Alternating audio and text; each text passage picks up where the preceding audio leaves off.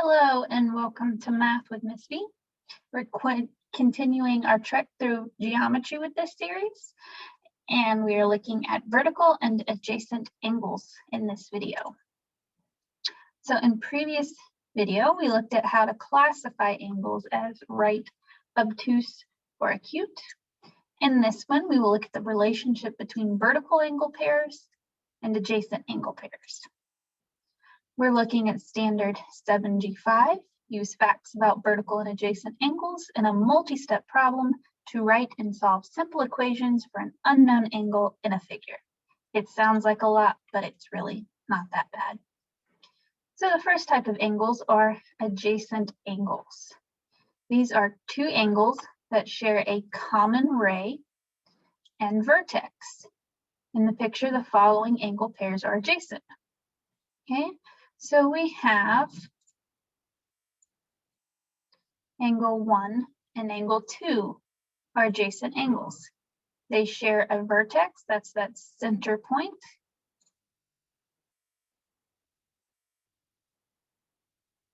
And then they share a common ray between themselves. Okay? Angle 2 and angle 3 are adjacent. Okay, they share a ray, they share a vertex. Angle 3 and angle 4 are adjacent, and angle 4 and angle 1. Now these angles are all formed by intersecting lines, but all adjacent angles do not have to be formed that way. As long as they share a side and a vertex, they are adjacent angles. So forgive my tablet, it's been a little wonky today, but these two angles, we'll call them angle 5 and angle 6 are also adjacent. They share a vertex and they share this side in the middle. Okay, our next angle type, which we are focusing on today, are vertical angles.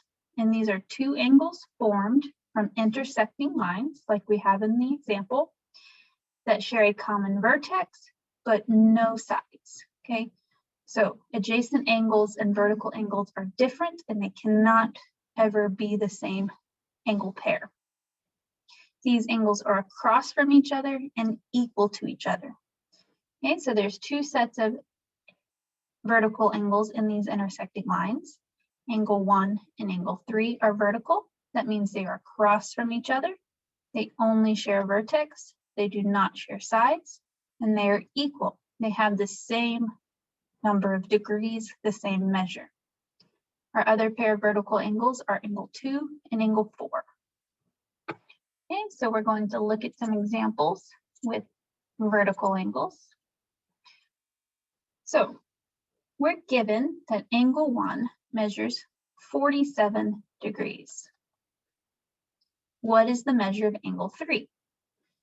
Well, I can see that angle 3 is the vertical angle pair for angle 1. And vertical angles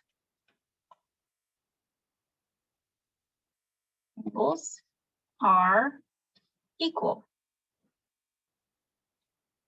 So if angle 1 is 47 and angle 3 is vertical to it, it is also 47 degrees.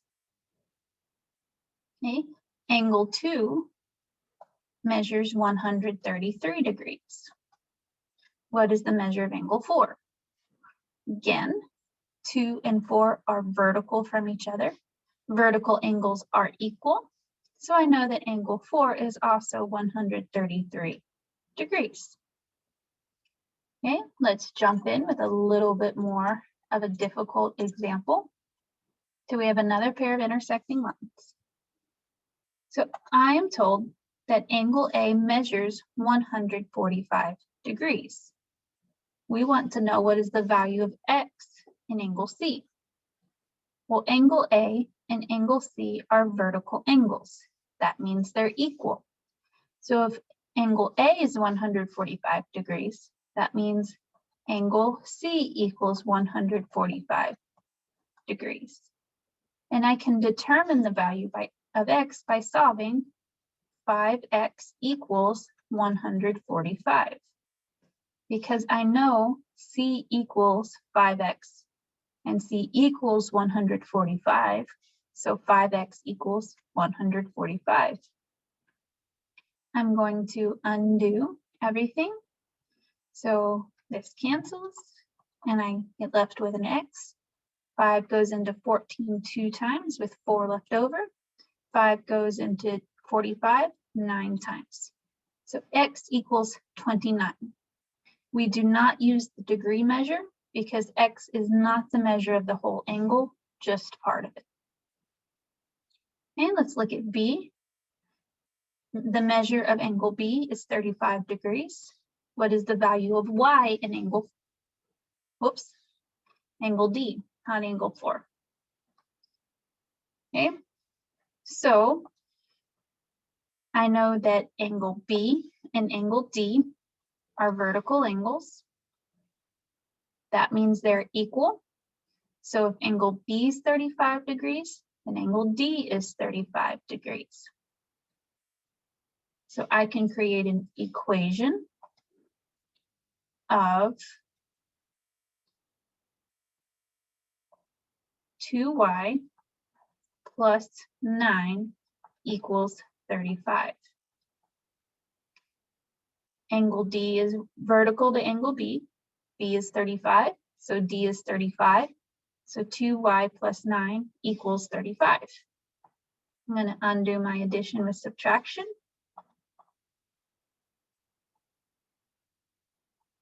So 2y equals 35 minus 9 leaves us with 26. Divide by 2, divide by 2. Y equals 13. Again, not 13 degrees because y does not represent an entire angle, but part of an angle in an equation. As always, you can find me on TikTok where I solve math riddles and math problems.